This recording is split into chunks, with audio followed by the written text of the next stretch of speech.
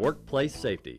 We hear about it all the time, and as responsible employees, we strive to stay safe and injury-free by doing our jobs according to procedures, following safety rules, and being responsible for our personal safety. When an injury at work does happen, we know a proper investigation can reveal the root cause of that injury, and ways to prevent similar incidents can be devised and implemented to improve the overall safety of our workplace. But there is something else we need to do. There is another source we can study that provides critical information for improving our safety program: close calls and near misses. In this program, we will look at several close call incidents which reinforce important safety principles and show how reporting and studying near-miss incidents can help prevent injuries. Of course, in order to learn from close calls, the incidents must be reported and investigated. Employees need to understand the purpose of studying near misses is not to punish employees or assign blame. The purpose is to improve workplace safety and reduce injuries. As we will learn during this program, reporting close calls leads to improvements in job procedures and work areas and allows the correction of unsafe conditions or actions before an injury occurs.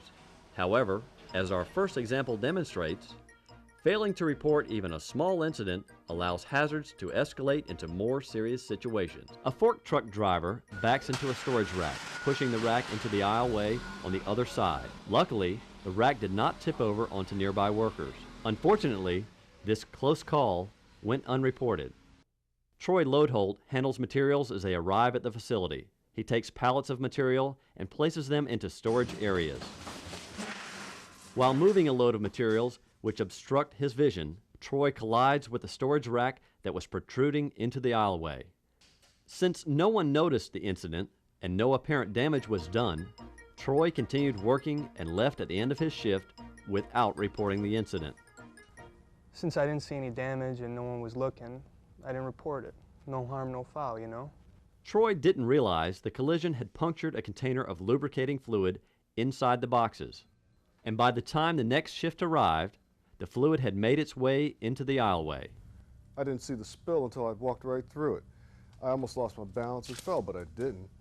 Anyway, I was on my way to another area. I was in a hurry. Besides, I thought somebody else would clean it up. That's not my job. At this point, 3 close calls had gone unreported, and it was just a matter of time before another incident occurred. A fork truck, traveling too fast, swerves to avoid the rack and runs through the spilled lubricant.